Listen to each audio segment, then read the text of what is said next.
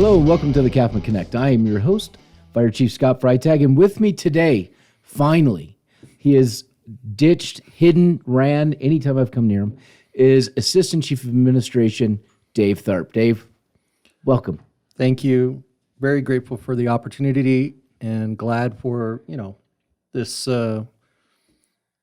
meeting time for you. Well, absolutely. It's a good time for people to get to know you, Dave. I know you. Now we're going to introduce the world that watches the CAFMA Connect or listens to it on podcast. We're going to introduce you to them, all 5 of them. I thought there was more than that. Wasn't there close to like 100 or something like that? I think Kathy just hits the button. Oh, okay. Yeah, over and over and over again. So, and I want to clarify something. I haven't been trying to ditch this opportunity. I really, really admire your ability to get up and speak to lots of people, including the cameras. I'm not that good at this, so I'm going to just really kind of take this opportunity to say that I have not been ditching this. It's just I don't feel like I'm as good at this as you are. Yeah, well, Fatima bolted. He took vacation so he could get out of it. And Cody said, I'm on vacation. Then it was pointed out he wasn't on vacation, so he said he was going to Flagstaff. So I really don't know where he is. I'm sure he's around somewhere. He's here. Yeah. So Jonah just said Cody's here. So he was not, I don't want to say Cody lied to me about where he was going to be. He was not straightforward with the truth. I'll let you handle that. Yeah, we'll deal with that. So let's talk about you, Dave. What would you like to know? Where are you originally from? I was born and raised in Hawaii, Honolulu, Hawaii, long time ago. And I turned around and after probably about 8 years, was adopted by what we affectionately call a haole family, which is basically a family from the mainland. Came over here to Arizona, went to Scottsdale, Arizona. It was a really big transition. I remember as a kid. I would bet. Sitting there going, where am I? Like, what happened? I just went from paradise to about 120 degrees burning outside. I remember as a kid spending a lot of my time delivering newspapers to get up enough money to be able to go to Big Surf. Okay. And then that's what I would do during the summertime, is just hang out at Big Surf because that was as close as I could get to some sort of waves or ocean that I could find in Arizona. And then after about, once I got into high school, I then transitioned up here to Prescott. Okay. And the Prescott area. I started my high school career actually down in Scottsdale at Coronado High School. And when I came up here, I went to Bradshaw Mountain High School. And I remember the first day walking in and kind of looking around at the area, kind of surveying what I was walking into. And all of a sudden I said to somebody, one of the other students, I said, hey, how many students graduated from here last year? And they said 26. And I said, you mean 2,600? And they said, no, like 26. And I was like, wow, that's crazy because our graduating class from my middle school was about 580. So it was a big transition then coming to a very small town. Went through high school at Bradshaw Mountain High School. A lot of my friends are from Prescott, from this area, grew up here, and here I am. So you were a golfer in high school. I was. There's stories that you've shared with me, not bad stories, about playing golf. So tell us a little bit about that. I enjoy playing golf. It was a lot of fun in high school. Mm-hmm. I started out pretty young. I wouldn't call myself a good golfer at all, but I really feel like that it enabled me to be able to have a lot of good friendships in high school.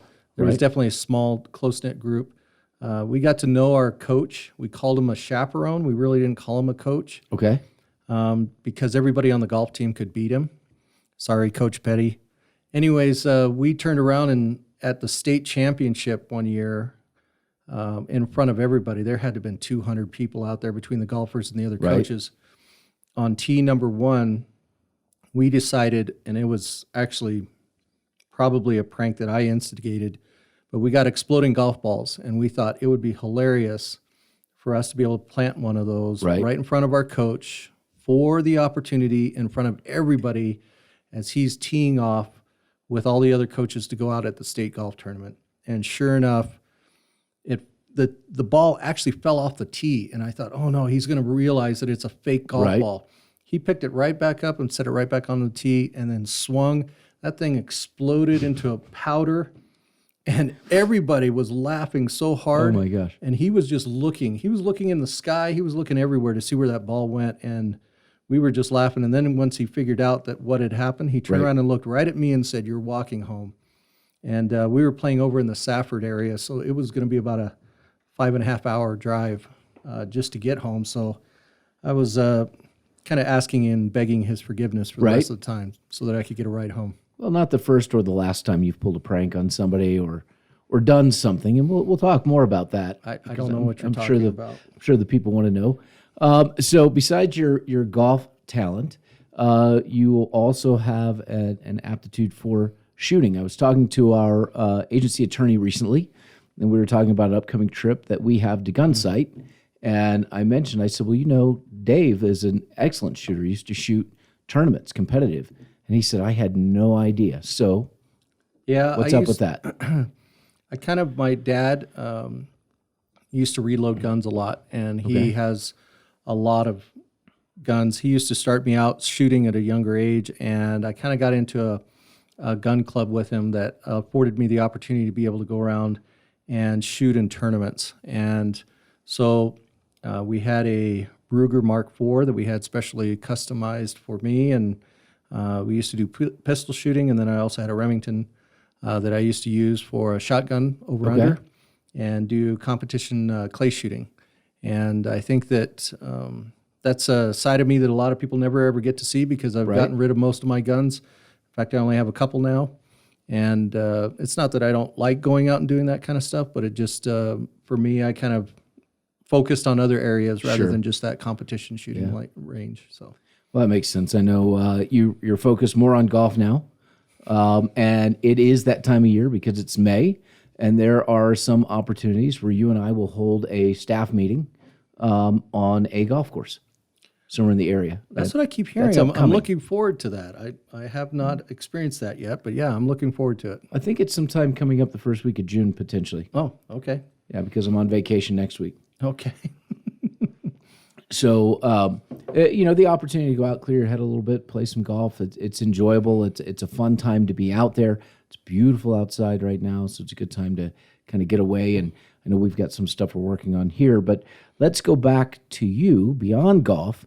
So you didn't necessarily study abroad, but you went and lived abroad for a while. I did. As part of my church affiliation when I was younger, I went and studied abroad over in Italy for a couple of years and kind of was able to pick up a lot of things in regards to accounting. I was actually in charge of finances over in Italy. Got to know the Italian banking system pretty well when I was over there. Brought some of that knowledge back, but when I was over there, I was also able to turn around and help out with some translations. It was interesting to me because the banking system over there, they take off usually in August, about a month's time. Okay. And there's affiliations with Bank of America, like Bank of Italy, Bank of Germany. And so it was nice to be able to have the background of banks in America and then the Italian banks to be able to turn around and kind of work through translations for people so that people could understand how their money was being transferred, how it was being exchanged, all that kind of thing. So it helped out the Italians as well as the people on the Bank of America side. Nice. Yeah. So you were fluent in Italian then at one point? Yeah. Or you still are? Still are. I can still speak it, can read it, can write it. So. Wow. See, we're finding out all kinds of good information about you. I try to keep up with that just because that's a perishable skill. I mean, after time. But yeah, I do read a few Italian books and I watch Italian movies every once in a while just to make sure I can still understand it and learn from it. So, are you going to go back sometime?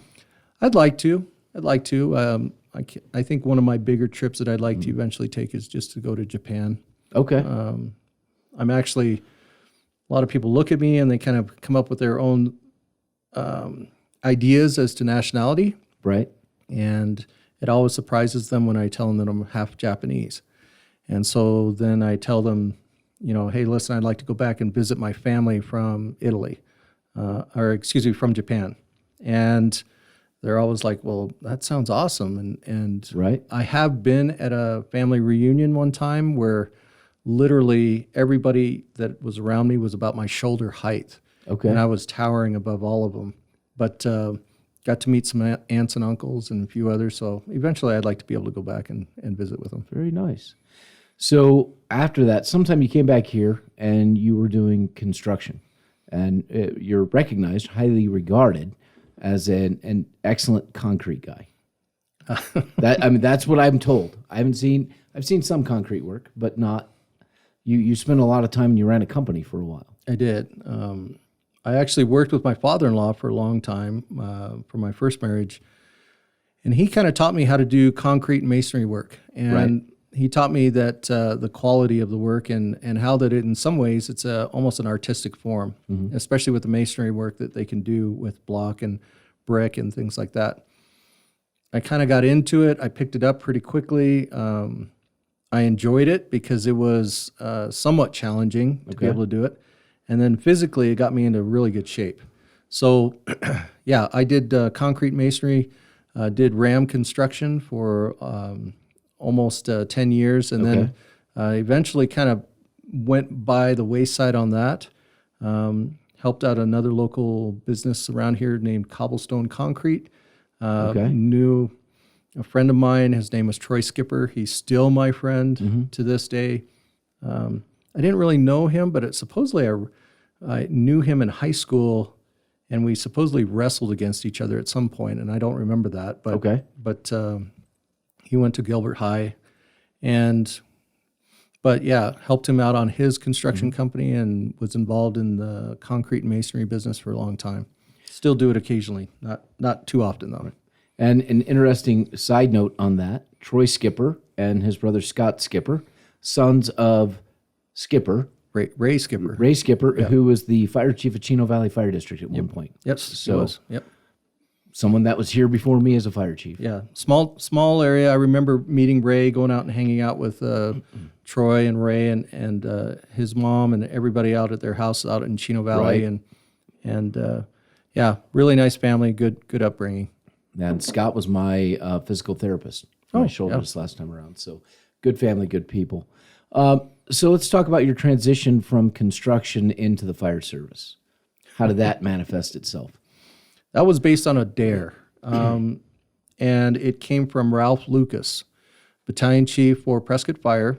He and I were working, at the time I was picking up little jobs for a home management or rental management company. They would have me come in and do construction work that needed maybe a contractor's license. And so he and I were working on a house, and we were working there for probably about 2 weeks. And he would show up off duty.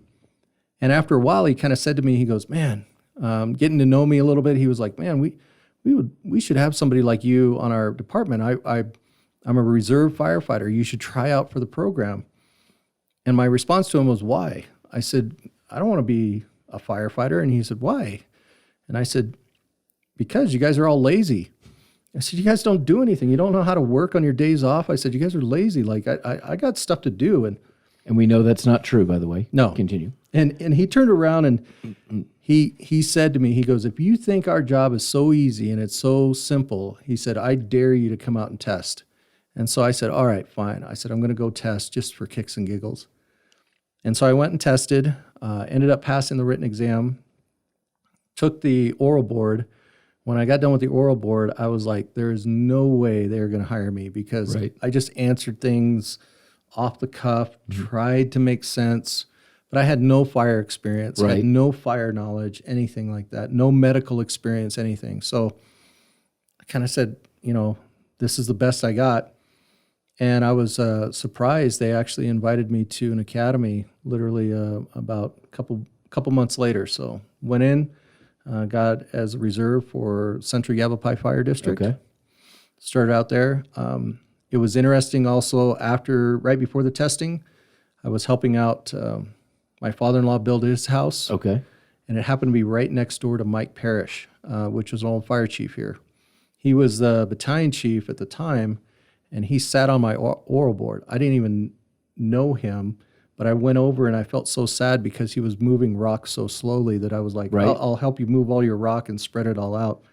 But then when I saw him on the oral board, I was like, oh no, I wonder if he thought I just did that just to get Right. points with him. I was like, oh, that's horrible. But yeah, they to this day still remember my best answer in my oral board, which was why do you want to become a firefighter? And I said, honestly, I can give you all the standard answers where, there's a little kid waving at the firefighters and you want to help people and everything. I said, but honestly, I said, my wife thinks that firefighters are really hot. So I thought this might be a good opportunity. Right? And hey, the uniform. Yeah. It's the uniform. And all the people on the oral board thought that was hilarious. And I think I left an impression on them. So you get hired in, you get your firefighter 1 and 2, and eventually you go to paramedic school. Tell me about that. So firefighter 1 and 2, I had already taken the course, but supposedly I didn't have all of the prerequisites. So I had to take firefighter 1 and 2 again as a probationary firefighter. Okay. And then retest again. So and then I'd also gone through an academy, which was also a very long period of time. Mm-hmm. Ended up being that I took firefighter 1 and 2, I guess 3 times and passed it once. To become a good paramedic. job. Yeah, thanks. It's kind of like your engineer's test. Yes, thanks. Thanks, appreciate that. For the paramedic, yeah, that was, I kind of got to a few calls where I felt like, you know what, we should be doing a little bit more for some Right. of our patients. And so I decided to go to become a paramedic. Kind of felt like I was good enough to do it. I regretfully, and it's nothing against the teachers or the program. It was down at Glendale Community College, but I was stationed at a station where we ran a lot of calls. And so when I would go on my days off and drive down to the class, I was very tired. And so I would end up falling asleep, usually in the front row of the class, right in front of the instructor. And I feel bad about this. And the weird thing was she would let me sleep. And she was notoriously known as a really, really hard instructor. Like Right. she would throw things at people if they were, messing around in class or anything. And for whatever reason, I was allowed to sleep. And everybody else was like, they were really upset because Right. they weren't afforded that kind of leeway. But I ended up passing the class with about a 96. So they said that I cheated or did something. I said, no, I just studied a lot when I was awake. But yeah, I did fall asleep during the class quite a bit. It's interesting because you don't tend to sleep very much. Over time, unfortunately, I have to say the fire service has had a negative effect on me for that, is that Right. it's just slowly taken away my ability to sleep. So yeah, I only sleep about 4 hours a night. I got up to about almost 5, but it's back down to about 4 now. So We need to get you sleeping more. You don't even drink caffeine. no, I don't. I don't drink any coffee. Don't drink anything with caffeine in it. So I drink a lot of caffeine. I can't stay awake. maybe that's your problem. That's part of it. Yeah, you give it I up. don't know. So obviously today, as the administrative chief, you worked your way up. But just so everybody knows, as the administrative chief, you're in charge of human resources, administration, and finance. Those are 3 significant areas of this organization. And so I know everybody's looking at you going, in construction, firefighter, medic, and now you're in charge of finance. Now, we know your background from Italy. It's great. But what was the pathway to get there? And before we start with that, were you a firefighter when you wrote the manifesto? I don't remember Let's what pull that out of you're the talking about. pull that out of the file because I think there's still a copy of the manifesto. Spoke with Captain Damian List today, who, by the way, did this beautiful flag for us. And he said that you lived with him when you wrote the manifesto and you asked him to read it. And he's like, I don't know about that, Dave. And then he said, you just hit send. And he's like, oh, okay. And then they timed. How long would it take for someone to see this thing, read it, and react to it? Now, remember, reaction is bad, responding is good. This one was reaction. And he said it was like 17 minutes. Yeah, I think when I sent that out, and mind you, it was a time in which I was being challenged by multiple things in my life. But I think when I sent that out, everybody kind of had that opportunity to have it pop up on their email. They read it. Everybody kind of said, oh, that's probably not a good idea. And then they heard alarm. Battalion 3 is en route to Station 57. Then it was Alarm Battalion, or 502 was en route to Station 57, which was the assistant chief at the time. And then Alarm 501, which was the fire chief, was en route to my station. And so I got a visit from all three of them. They were not happy. They were very, very upset. I took my lumps. Yeah. And I learned from it, but yeah. And how long were you banned from the computer system? I was actually banned they said indefinitely until they found out that I was an acting captain and I couldn't do any reports without having access to the computer system. Makes sense. So I kind of said to them, I said, I don't have to do these. I can turn around and delegate these out. And they finally relinquished after about 4 or 5 months. They said, you know what, we'll let you back into the computer system. So that manifesto is still around. I need to pull it from this file and read it because it just sounds hilarious. Maybe not at the time, but it sounds funny to me. Yeah, it was. There's something you and I have discussed about timing and delivery. Right. Bad timing, bad delivery. Yeah, there was, and unfortunately, I don't think there was any misunderstanding about the message you were trying to get out. I think the communication, the message received was definitely received, and again, like I said, something for me to learn about in my career. But bad timing, bad delivery. So yeah, but I mean, your communication was clear. It was understood. It was, which was awesome. So then you worked your way up, and you were a company officer, and then EMS captain, and then sometime in there you were promoted to battalion chief. But then they realized you couldn't be the union president anymore. Yeah, is that how that worked? That was unfortunately right before Christmas. It was kind of a nice announcement. The fire chief called me up and said, "Hey, listen, we're going to make an EMS chief position. And you're going to be that position." And it's a battalion chief position, which was great. At the time, I was the EMS captain. They just kind of felt like, hey, it would be a good promotion for you. Mm-hmm. I accepted it and thought about it. And then about 24 hours later, I called him. And I said, you understand that if I become this chief officer position, I will not be eligible to be your union president and your union representative. And he, about 3 days later, retracted the promotion.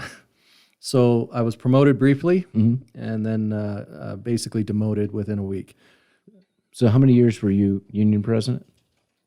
It was about 5 years. And during the time, I mean, keep in mind, that was during the economic downturn. Right. So it was, there was a lot of financial struggles that mm-hmm. the organization was going through. There was a lot of wage and benefit disputes. There was a lot of turmoil in some of the leadership within the organization. So very volatile time. And I think that they really valued my calmness mm-hmm. and my ability to kind of work through and do a lot of problem solving during that time frame. I'm not saying that I was the best union president. I'm sure there's lots of things that I could have done better. But at the same time, I think that during that really, really hard time, we got out, meaning the organization was able to be fiscally responsible and weather that storm, and then also have our personnel, even though we froze wages, we were not severely adversely affected, and we didn't lay anybody off because of that. So that's good. That was I felt like that was a good outcome. Now then, at some point you were, did you say coerced, tricked, something into an acting position as the administrative chief by the then interim chief, Scott Bliss? Yeah. Scott's work? retired, and I love him to death, but you know, he kind of said to me, he said, "Hey, listen, I looked in your personnel file. You've got accounting background. You've been went to college for accounting. I know you're really good with human resources because you've dealt with a lot of it mm-hmm. from the union standpoint. You deal with a lot of labor law issues. I feel like that you would be a good bridge for administration and for operations. And on top of that, he also felt like that I had a lot of political astuteness Right. out in the community.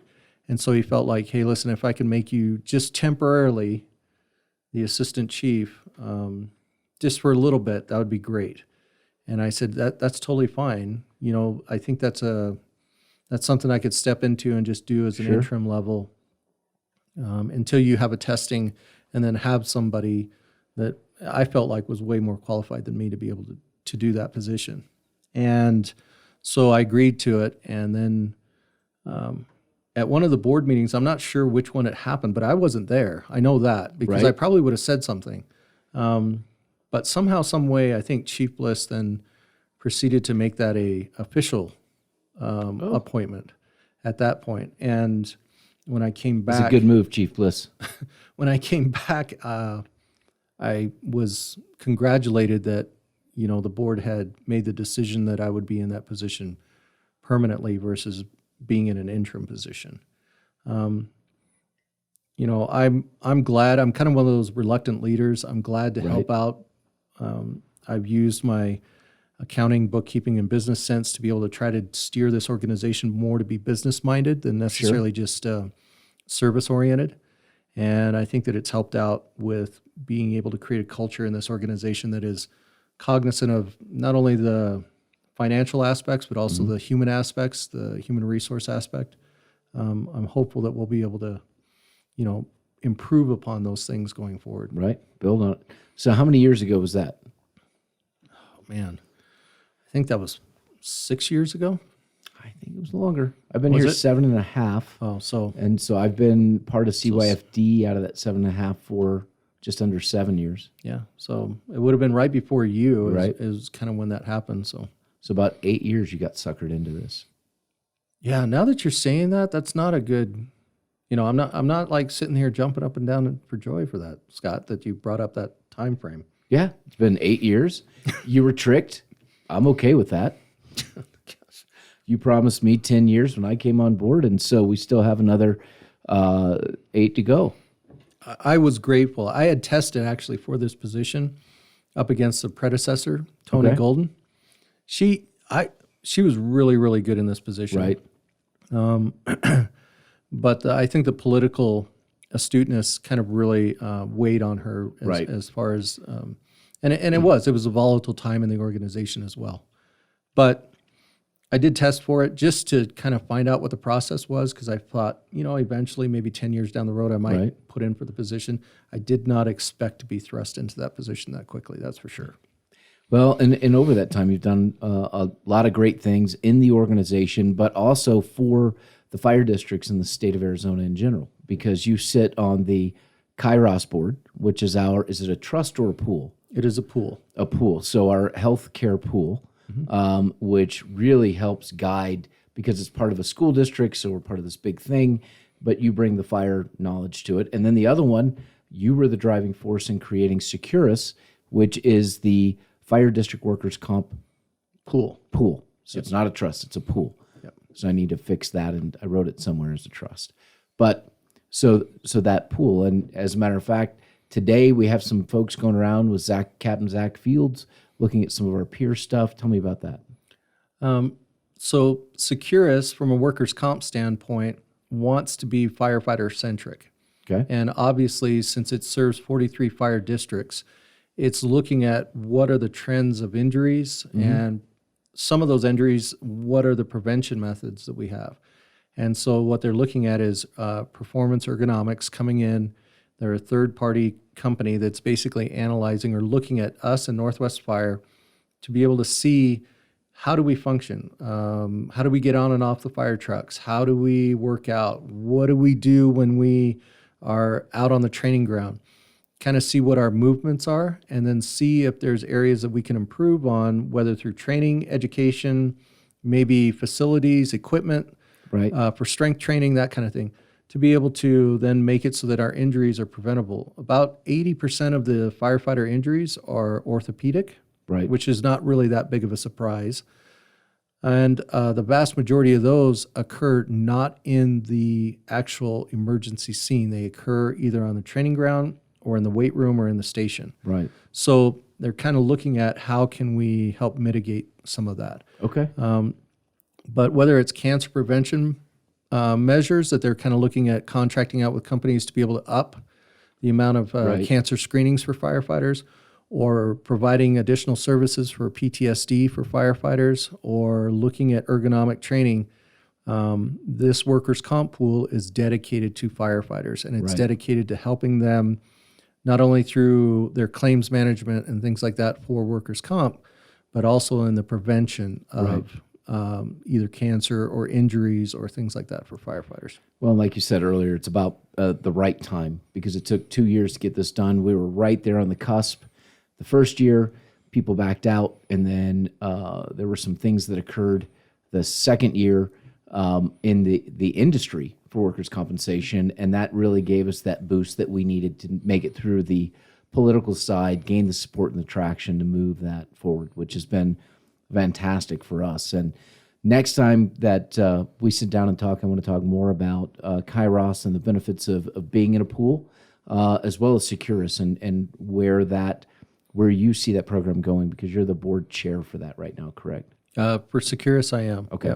Yeah, so that's great. With that, we're going to tie up this week. It's good to let everybody else get a glimpse at who Assistant Chief Dave Tharp is, who he really is. And the funny thing is, when he's not at work, it's like a completely different Dave. Very social, happy-go-lucky. Put him in front of a camera and a microphone or in a uniform, and he becomes very reserved Dave. And I'm just who always, I am. That's who I am. I'm sorry. I know. You have that professional side that I lack. So since the ergonomic people are walking around, we'll close this week out by saying, please don't hurt yourself in the weight room. So until next week, be careful, be safe, and maintain your situational awareness.